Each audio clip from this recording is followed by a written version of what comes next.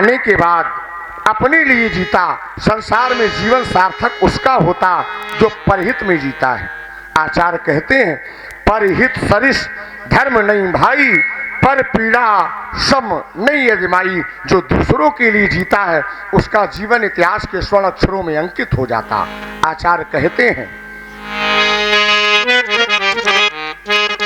मधुवन खुशबू देता है,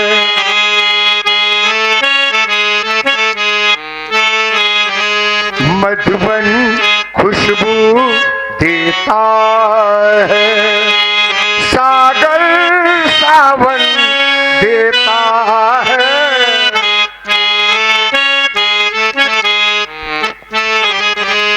मधुवन खुशबू देता है, सागर सावन देता है, औरों के हित मरता है, औरों के हित जीता है, उसका आंसू रामायण,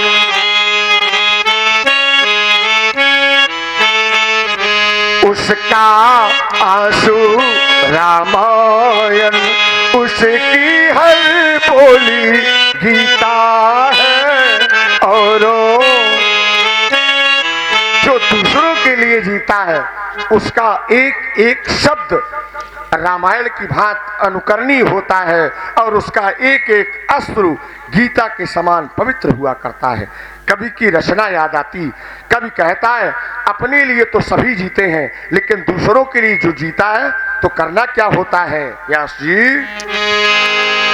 मत जियो मत जियो सिर्फ अपनी हाँ खुशी के लिए, कोई सपना बुनो जिंदगी के लिए,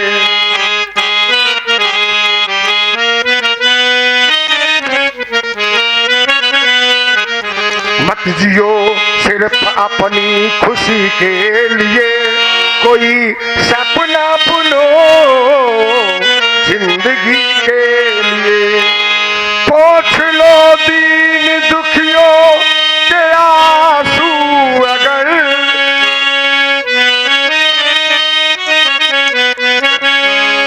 पोंछ लो दीन दुखियों के आंसू अगर, कुछ नहीं चाहिए बंदगी के लिए, मत जियो सिर्फ अपनी खुशी के लिए, कोई सपना बुनो जिंदगी के लिए।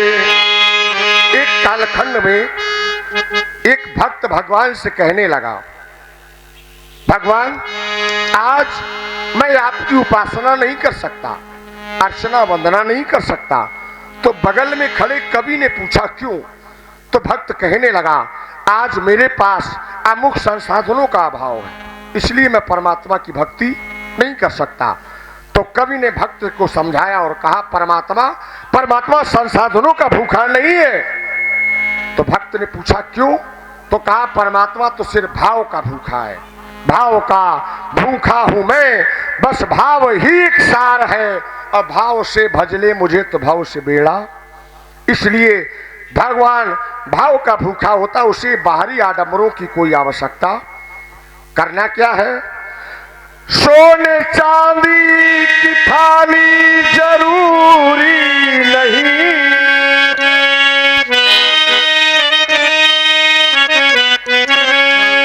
सोने चांदी की थाली जरूरी नहीं, ये दिल का दीपक बहुत आरती के लिए, मत जियो सिर्फ अपनी हाँ खुशी के लिए, खुशी के लिए, कोई सपना बुनो जिंदगी के लिए।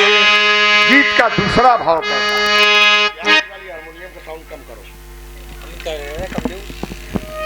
गीत का दूसरा भाव कहता है, भक्त भगवान से कहता, आप मुझे सदा सर्वदा सुख न देना। तो भगवान ने भक्त से पूछा क्यों? तो भक्त कहने लगा, अगर मुझे जीवन भर सुख मिलता रहा, दुख ना आया, तो मैं आपको भूल जाऊंगा। करना क्या है? तो कहा हमारे जीवन में दुख और सुख आते जाते रहने चाहिए। उब जाए ज्यादा खुशी से न हो, गम जरूरी है कुछ जिंदगी के लिए, मत जियो सिर्फ अपनी खुशी के लिए, मत जियो सिर्फ अपनी खुशी के लिए, कोई सपना बुनो जिंदगी के लिए। भूमि तेरी नहीं,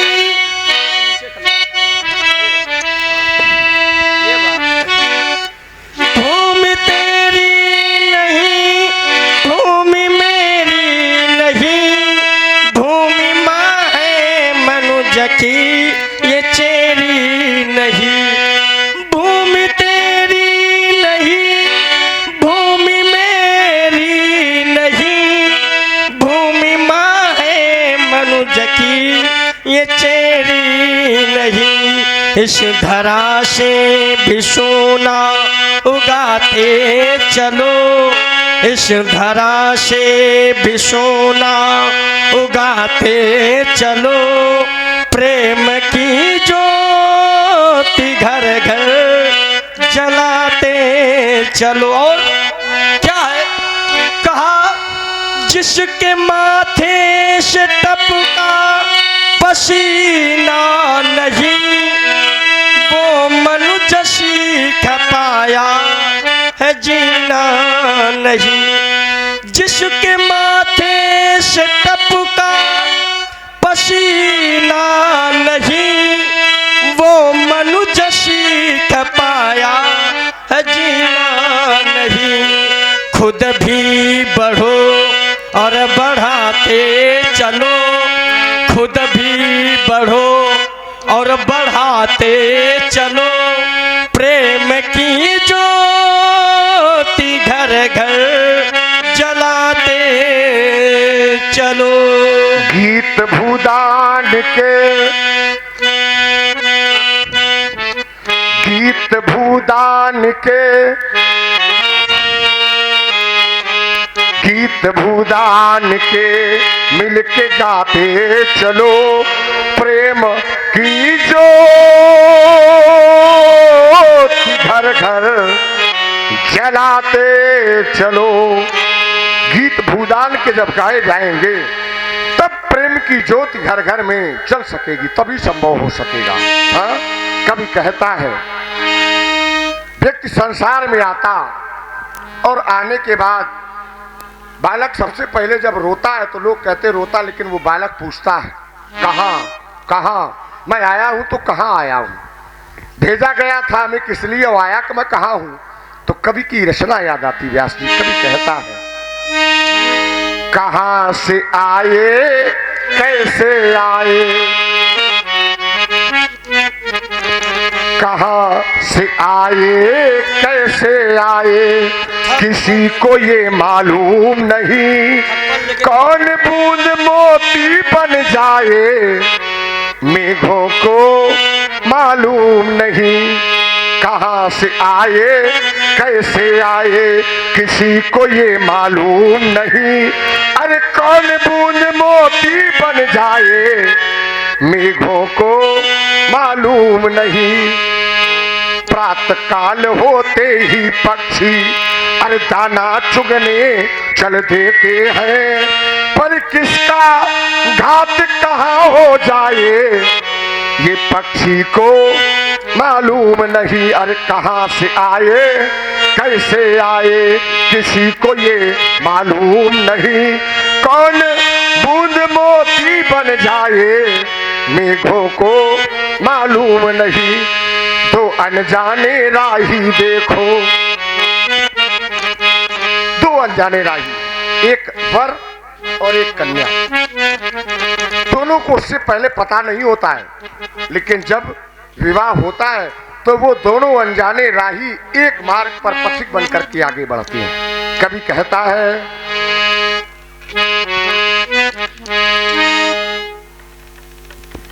दो अनजाने राही देखो दाम्पत्य सूत्र में बंधते हैं, जीवन भर वो संग रहेंगे ऐसी कसमें धरते हैं, पर किसका साथ कहाँ छूट जाए ये उस दंपति को मालूम नहीं। कौन बूंद मोती बन जाए मेघों को मालूम नहीं। अरे कहाँ से आए कैसे आए किसी को ये मालूम नहीं। कौन बूंद मोती बन जाए मेघों को मालूम नहीं। अरे ऋष दधीच का दान विश्व में, अरे ऋष दधीच का दान विश्व में अमृत का वरदान बन गया। शिल्प कलाकारों के द्वारा पत्थर भी भगवान बन गया। कौन शिला शंकर बन जाए, अरे कौन शिला शंकर बन जाए यहाँ उन शिखरों को मालूम नहीं। अरे कहाँ से आए कैसे आए किसी को ये मालूम नहीं। हेलो जी हाँ, आप भार्गव श्री परशुराम जी ने जीव की स्थिति का वर्णन अपने काव्य के माध्यम से किया। तो वास्तव में जीव की स्थिति है कितनी, तो किसी कवि ने कहा, धन तो धरा के बीच में, धन तो धरा के मध्य में, अलग अलग लगा, तेरा धरा रह जाएगा। पशु भी बंधे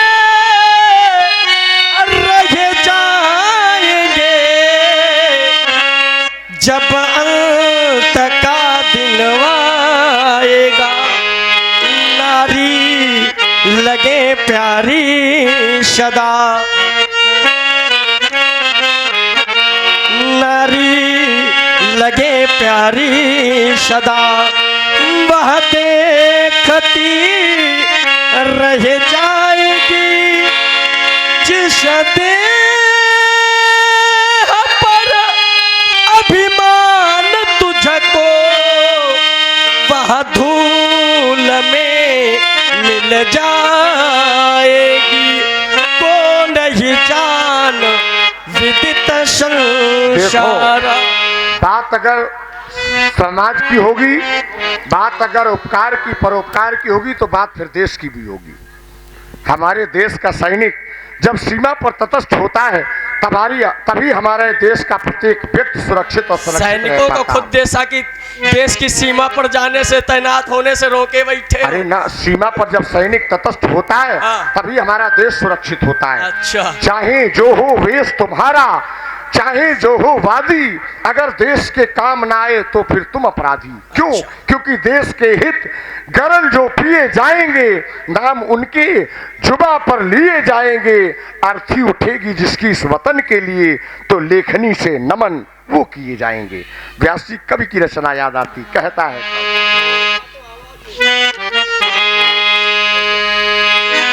सूर समर में जब भी आए दुश्मन को ललकारने, सूर समर में जब भी आए अरे दुश्मन को ललकारने, उंगली दांतों तले दबा दी अचरज से संसार ने, उंगली दांतों तले दबा दी अचरज से संसार ने।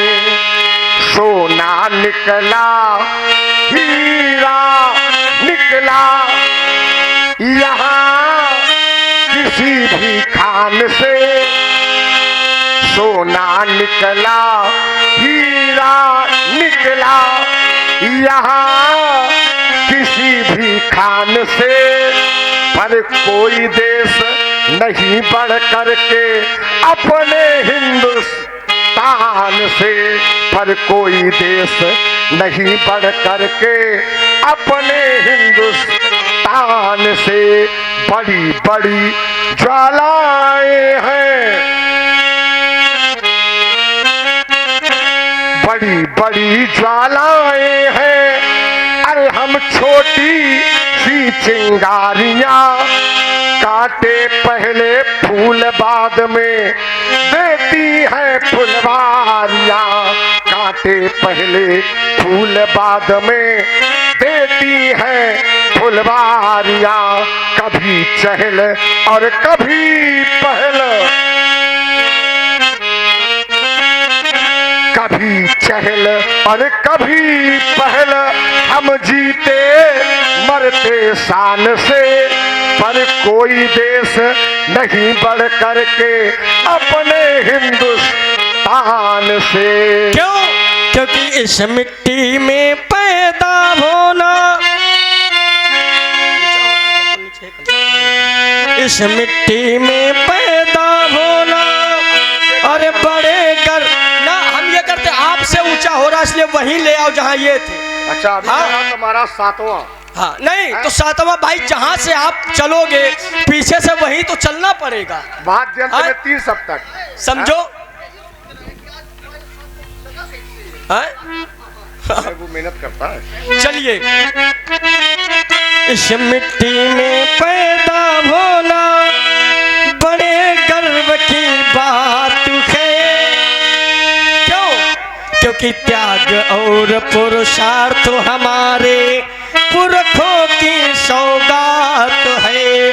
त्याग और इस मिट्टी में पैदा होना, क्यों? क्योंकि हम उस देश के वासी हैं जिस देश में गंगा बहती बहती है, जिस देश में पत्थर को भी भगवान माना जाता है और वृक्ष को भी माता। विश्व में चाहे जितने देश हो, लेकिन माता का प्रमाण केवल भारत को मिला। भारत की एक और बहुत बड़ी विशेषता है, भारत में पत्नी एक की और माता अनेक की, और विदेश में माता एक की और पत्नी ये। और देखिए, हम उस धर्म से, उस सनातन धर्म से जुड़े हैं। विश्व में केवल एक सनातन धर्म ऐसा है जो विश्व की कल्याण की कामना, धर्म की जय हो, अधर्म का नाश हो, और विश्व का, तो जो विश्व की कल्याण की भावना रखे वो केवल सनातन धर्म। दूसरा, इसलिए इस मिट्टी में पैदा होना और बड़े गर्व की बात है। त्याग और पुरुषार्थ हमारे पुरखों की सौगात है। त्याग और पुरुषार्थ हमारे पुरखों की सौगात है। जब भी निकला हीरा निकला, जब भी निकला हीरा निकला, और यहाँ किसी भी खान से कोई देश नहीं दुनिया में बढ़कर हिंदुस्तान से। कोई देश नहीं दुनिया में बढ़कर हिंदुस्तान से। कह दो घाटी से चौहाटी से, कह दो घाटी से चौहाटी से, अरे कह दो दुश्मन की माटी से, अरे कह दो हरताल समंदर से, अरे कह दो धरती और अंबर से।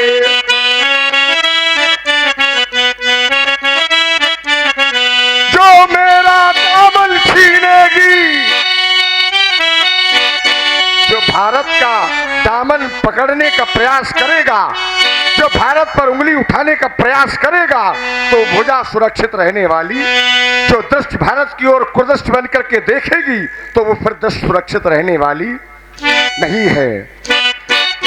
अरे जो मेरा दामन छीनेगी, जो मेरा दामन छीनेगी वो भुजा छीन ली जाएगी। जो दृष्टि उठेगी भारत को वो दृष्टि छोड़ दी जाएगी।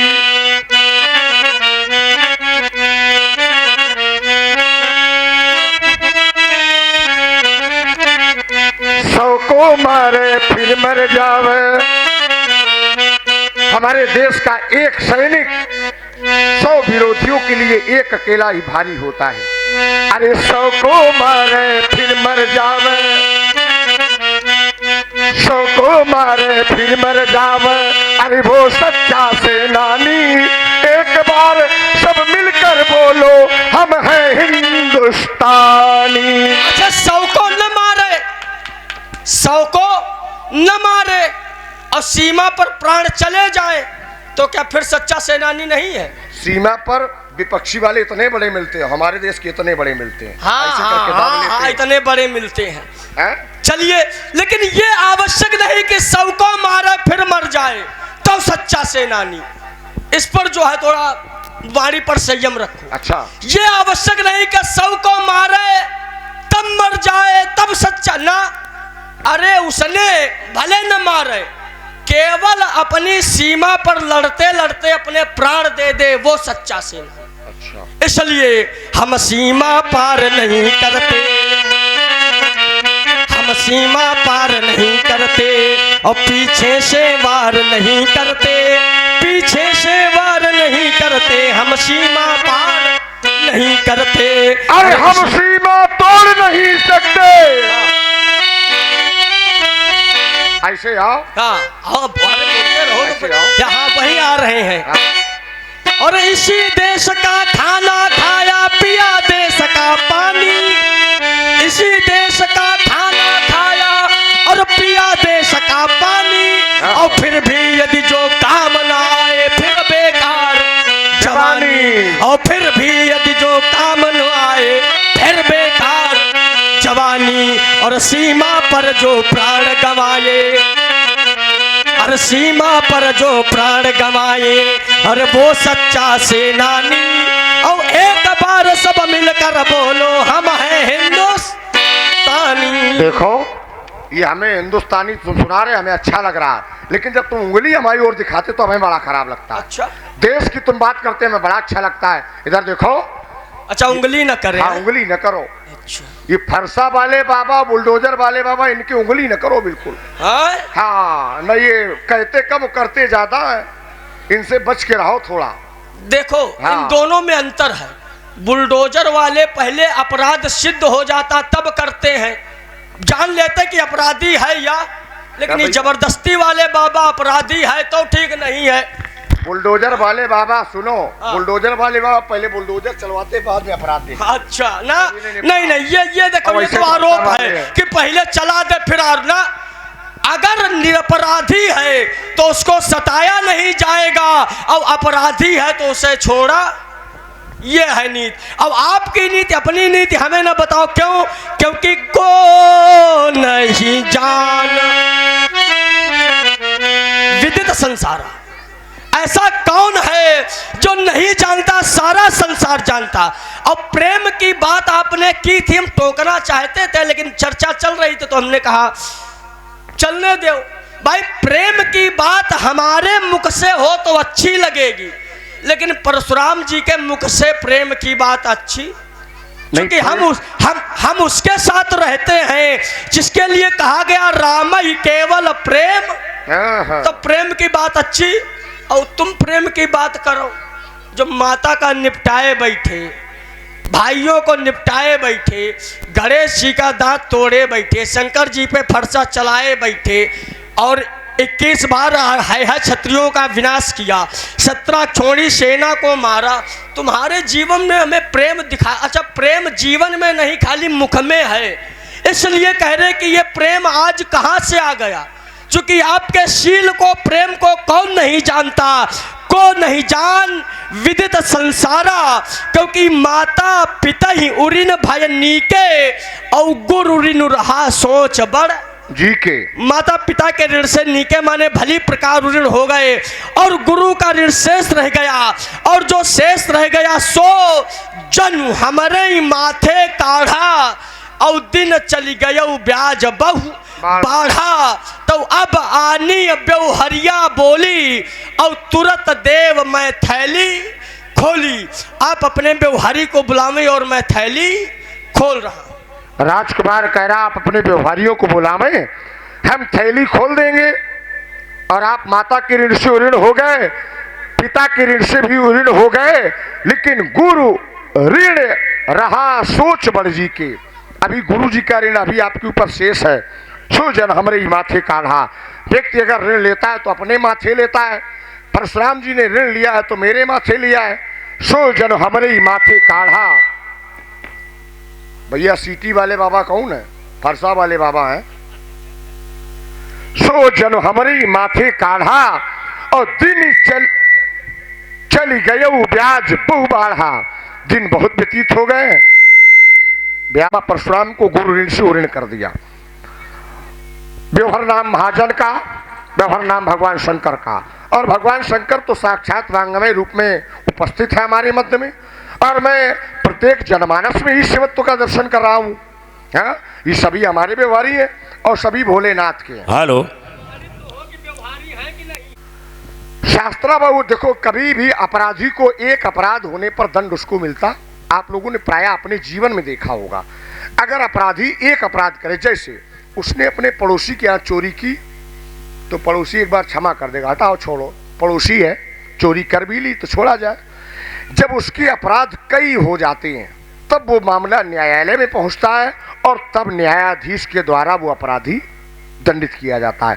एक दो अपराध करने पर अपराधी दंडित नहीं होता है। क्यों? वो छोटे छोटे अपराध करके ही बड़े अपराध को करता है। ऐसे ही शास्त्राबाबू अर्जुन ने, शास्त्राबाबू अर्जुन के द्वारा एक बार मां नर्मदा नदी के जल के वेग को रोका गया। अपनी 1000 भुजाएं, दत्तात्रेय जी का कृपा पात्र है, शिष्य है, और दत्तात्रेय जी अवतार कोट में है। दत्तात्रेय जी से वरदान प्राप्त था शास्त्राबाबू को कि जब भी वो युद्ध क्षेत्र में जाएगा, ये धनक का पौत्र है, कार्तवीर का पुत्र है, और इसका नाम है अर्जुन। धनक का पौत्र, शास्त्राबाबू का पुत्र, कार्तवीर का पुत्र, नाम है अर्जुन। लेकिन जिस समय दत्तात्रेय जी से ये आशीर्वाद पाता है तो दत्तात्रेय जी ने इसको आशीर्वाद दिया कि जब भी तुम युद्ध क्षेत्र में जाओगे तो तुम्हारी भुजाएं 1000 हो जाएंगी। उसी अहंकार में, उसी धर्म में जाकर के शास्त्राबाबू अर्जुन ने मां नर्मदा नदी के वेग को रोक दिया। और जब वेग को रोका तो ऋषि मुनि महात्माओं की यज्ञ कुंडों में जल भरने लगा।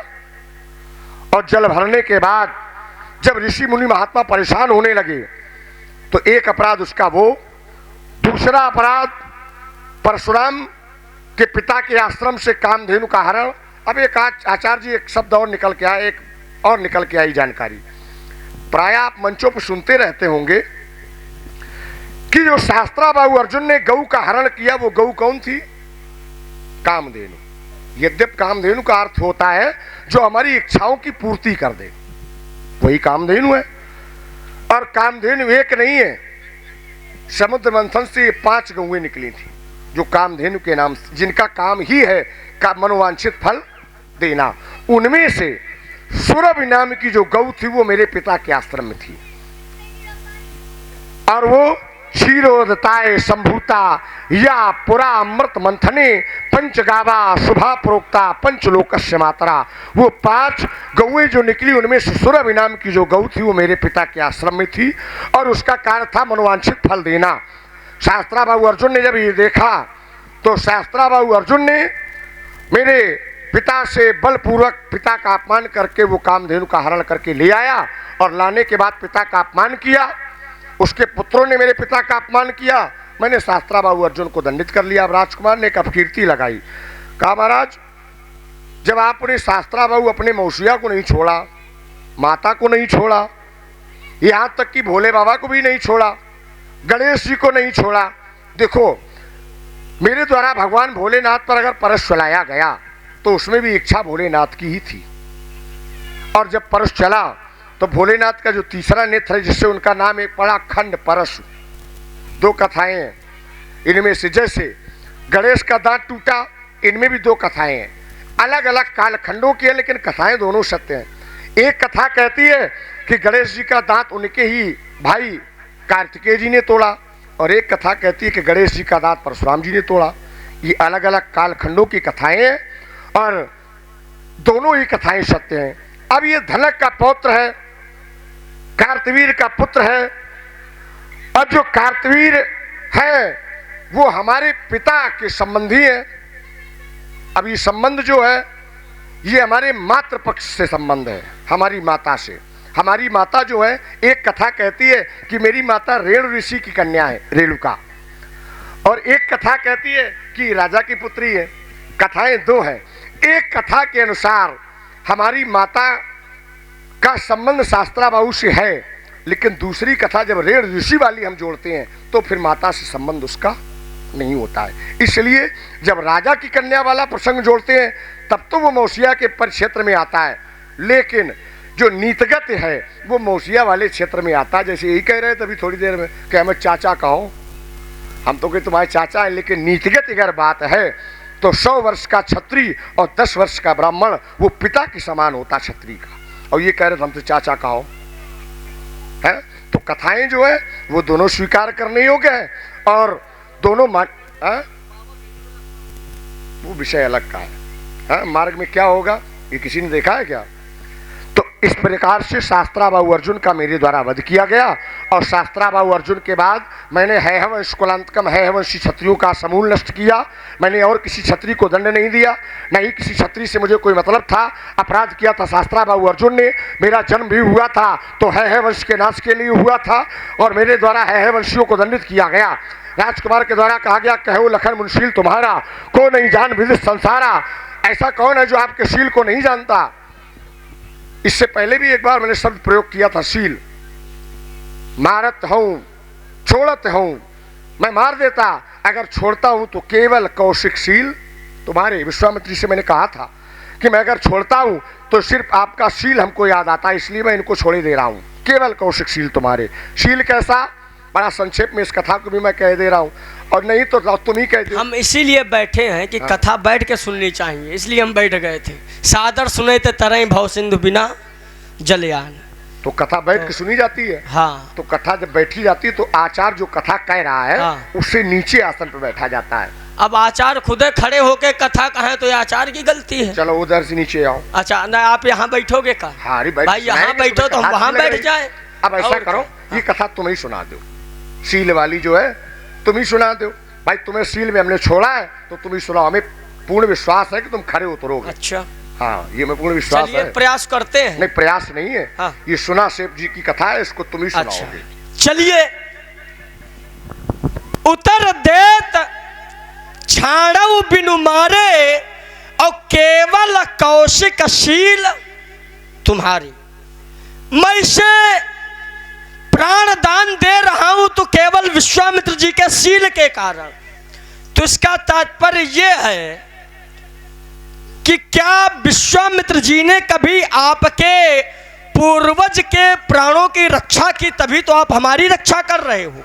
इसका तात्पर्य यह है कि कभी न कभी श्री विश्वामित्र जी ने भी इनके पूर्वज के प्राणों की रक्षा की है। इसीलिए उतर देत छाड़ो बिनु मारे, और केवल कौशिक शील तुम्हारे। हाँ, तो एक वृत्तांत याद आता है। विश्वामित्र जी ने एक हमें कथा सुनाई थी कि एक बार हमारे पूर्वज श्री हरिश्चंद्र जी, इनके कोई संतान नहीं हो रही थी, तो हरिश्चंद्र जी ने वरुण देव जी की तपस्या की, और वरुण देव जी प्रसन्न हुए, कहा वरम ब्रूहि वरदान मांगो। इसको बहुत संक्षेप में निपटाना, बिल्कुल संक्षेप में बनाया है। हाँ, बहुत संक्षेप में। हाँ। वरदान मांगो। तो कहा कि हमें पुत्र चाहिए। तो वरुण जी देव जी ने कहा यद्यपि आपके भाग में पुत्र नहीं है, फिर भी आपने हमारी तपस्या की है, तो मैं अपने तपोबल के प्रभाव से आपको पुत्र सुख दूंगा, लेकिन आपको अपने पुत्र की बलि देनी पड़ेगी। उन्होंने सोचा कि चलो कुछ समय के लिए पुत्र सुख मिलेगा और निसंतान का कलंक भी हमारे ऊपर नहीं लगेगा। एवं अस्त पुत्र हुआ। वरुण देव जी आए तो उन्होंने कुछ समय मांगा। एक बार हुआ, दो बार, करते करते उन्होंने कहा कि इसका यज्ञोपवीत संस्कार हो जाए। और क्षत्रिय का यज्ञोपवीत 8 वर्ष में होता है और जो 8 वर्ष का बालक होता है वो जानकार हो जाता, सब कुछ जानने लगता। रोहित जी को जब ये पता चला कि हमारे पिता ने वचन दिया है बलि देने का, तो उन्होंने आवाहन किया वरुण देव जी का कि इसका कोई उपाय नहीं है। तो वरुण देव जी ने कहा कि इसका उपाय ये है कि तुम्हारे सम आयु का कोई बालक यदि उस बलि के लिए तैयार हो जाए तो ये भी हम स्वीकार कर लेंगे। रोहित जी ने कहा ठीक है, चले। इनके पूर्वज के यहाँ पहुँचे। इनके पूर्वज, इनके 3 पुत्र निर्धन थे। तो रोहित जी ने कहा यदि एक पुत्र हमें दे दिया जाए तो हम तुम्हें इतना धन देंगे कि जीवन में तुम्हें धनोपार्जन करने की आवश्यकता। तैयार हो गए इनके पूर्वज। और जैसे ही और रोहित जी ने बड़े पुत्र का हाथ पकड़ा तो पिता ने रोक दिया, ठहरो। क्या करे, ये जो बड़ा पुत्र है ये मुझे बड़ा प्रिय है, इसलिए इसे न ले जाओ। पुनः छोटे का हाथ पकड़ा तो माता ने रोक दिया, ठहरो, ये छोटा हमें अधिक प्रिय है। अब बचा कौन? बीच का, मध्य का, सुनासेब जी। तो सुनासेब जी का जैसे हाथ पकड़कर चले, इस बार सुनासेब जी ने कहा ठहरो। क्या हुआ? सुनासेब जी ने कहा यद्यपि माता पिता के लिए सारे पुत्र समान होने चाहिए, चाहे बड़ा हो या छोटा, लेकिन बड़े पर पिता ने अधिकार दिखाया और छोटे पर माता ने अपना अधिकार दिखाया। हम अधिकार से वंचित रह गए और यदि इन्होंने हमें अपने अधिकार से वंचित कर दिया है तो आज के बाद कोई भी शुभ कर्म मध्य का पुत्र, तो आज भी मध्य के पुत्र से कोई कार्य नहीं करवाया जाता है। लेकर आए यहाँ जहां बलि देने के लिए यज्ञ हो रहा था। सुनासेब जी ने चारों दिशाओं में देखा तो विश्वामित्र जी के ऊपर दृष्टि पड़ी, हृदय से लगकर रोने लगे। विश्वामित्र जी ने पूछा क्या हुआ, सारा वृत्तांत बताया। विश्वामित्र जी ने कहा रुको, मैं उपाय करता हूं। विश्वामित्र जी ने वरुण देव जी का आवाहन किया तो वरुण जी ने फिर वही उपाय बताया कि भाई इस बालक की जगह पर दूसरे की बलि दे दो। तो विश्वामित्र जी ने कहा कि मैं संत कोटि में हूं और मैं एक बालक के प्राण बचाने के लिए यदि दूसरे बालक की बलि देता हूं तो फिर हम संत कहलाने योग्य? भाई एक को मारे दूसरे को बचाएं तो उन्होंने कहा बलि आपको मिलेगी। उस समय विश्वामित्र जी ने एक फल का निर्माण किया। किसका? श्रीफल। श्रीफल माने नारियल। और तब से लेकर आज तक चाहे छोटा यज्ञ हो चाहे बड़ा यज्ञ हो, पूर्णमदः पूर्णमिदं पूर्णात् पूर्णमुदच्यते पूर्णस्य पूर्णमादाय पूर्णमेवा, आज भी पूर्णाहुत के रूप में जब तक नारियल की बलि नहीं दी जाती है वह यज्ञ अपूर्ण। तो वही केवल उतर देत छाणव बिनु मारे और केवल कौशिकशील। हेलो, तुम्हें कथावाचक बनाने में लाभ हुआ तुम्हारा? हेलो, और ये कथा इनके वो भी रिश्ते में भाई ही लगते हैं। और विश्वामित्र जी की माने अग्रजा इनके ऋषि को ब्याही है। विश्वामित्र जी जो है वो हमारे जो पितामह है अर्थात बाबा के संबंध में वो साले हैं और हमारे पिताजी के वो है मामा, तब है वो हमारे बाबा। इसलिए वो सुनासेब जी हमारे भाई और सुनासेब जी है हमारे भाई और विश्वामित्र जी के हैं वो मामा। अब विश्वामित्र जी के लगे वो सुनासेब भांजे, विश्वामित्र जी मामा है, इसलिए उनमें जो संबंध है वो मामा और भांजे का। विश्वामित्र जी मामा है, विश्वामित्र के मामा नहीं है, विश्वामित्र जी मामा है। इसलिए अब आनी व्यवहारिया बोलिए, व्यवहार लिखवाने का हमारा क्रम है नहीं और ना हम व्यवहार अब लिखवाएंगे। अब हम वो वाणी सुनेंगे जिस वाणी से हमें लक्ष्य की प्राप्ति हो। हाँ, अपने व्यवहारियों का, सब व्यवहारी हमारे हैं, सब भोलेनाथ के हैं, सब आने के लिए तैयार भी हैं। सब व्यवहारी हैं। संतोषो दुजन अष्टा संतुष्टा मही भुजा। ब्राह्मण होना चाहिए संतोषी और क्षत्रिय संतोषी होना नहीं चाहिए। भैया संतोष नहीं है। संतोष, अरे देख रहे हो लंगोटी छोड़ कुछ बचा नहीं, इतना संतोषवान है। तो हमें क्या करना है? तो इसलिए अब हमें व्यास जी वो वाणी सुनाओ आप। अति विनीत मधु शीतल वाणी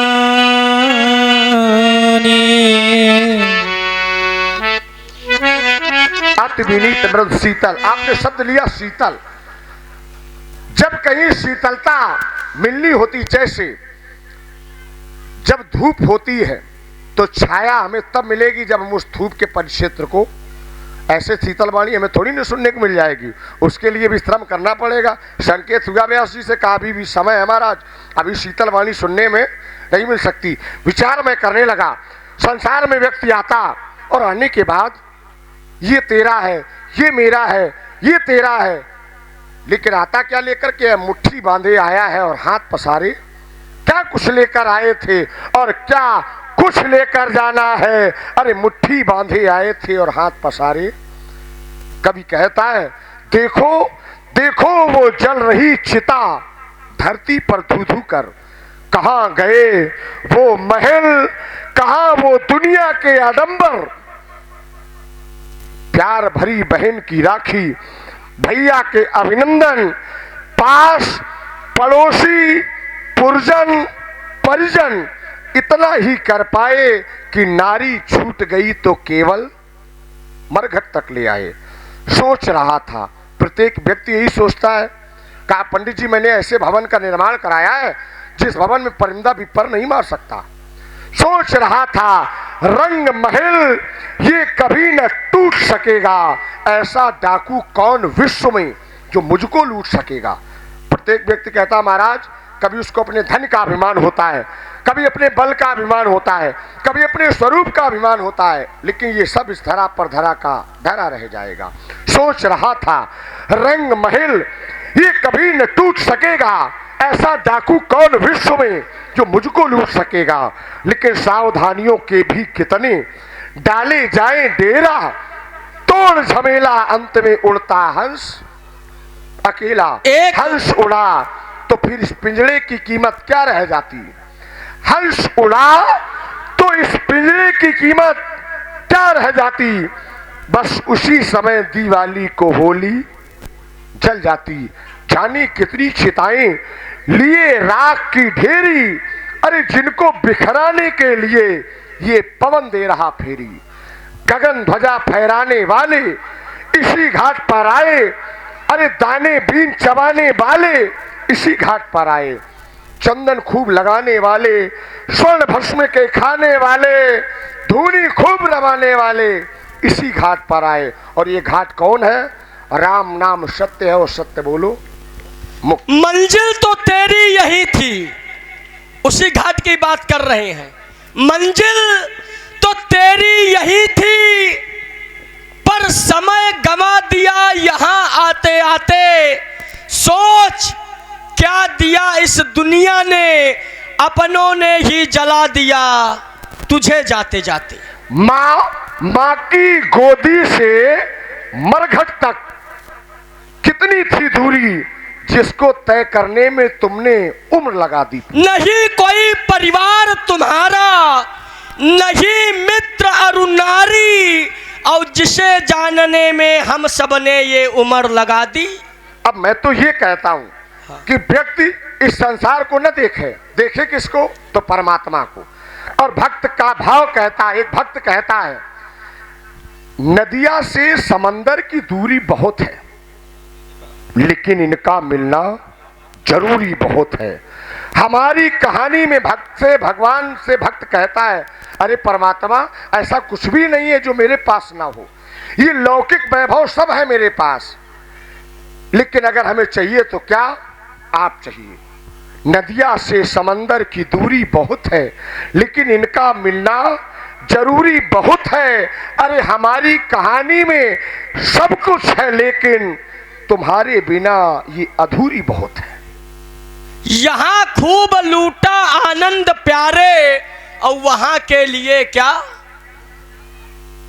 चंपा चमेली नहीं प्यारी गुलाब होगी। जिंदगी की जब रूबरू लिखी किताब होगी।